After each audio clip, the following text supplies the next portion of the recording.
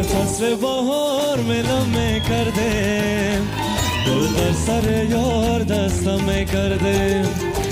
در فصل بهار ملم کرده گل در سر یار دستم کرده گل در سر یار دستم کرده ماشاءالله همگی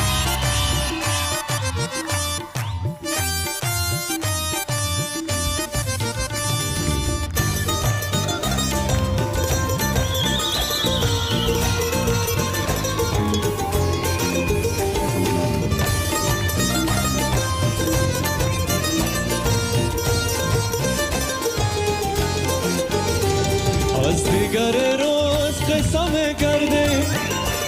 سر تا سر شب خندم کرده از دیگر روز قسم کرده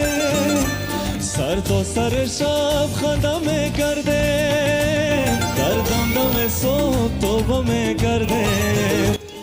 هنی صاحب بسیار یک جای بلند رفته در فصل بهار ملم کرده یه هم کسی که بیادر خیلی فاضل کرده بخش دیگ جناب شاه صاحب مکمل پیاز و مواد لازمه را تهیه کرد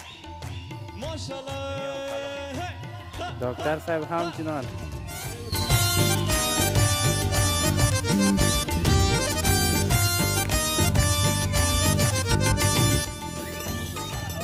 ساعت 1:20 است نو دیگی موثر گرم الا بیلا بخیر خوب تا اشتیا بخیر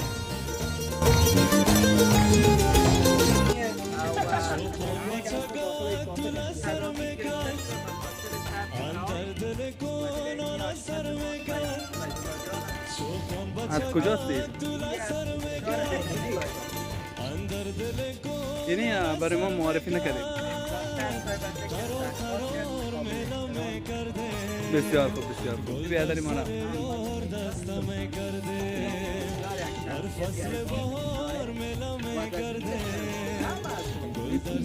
بسیار یعنی بیادری مانا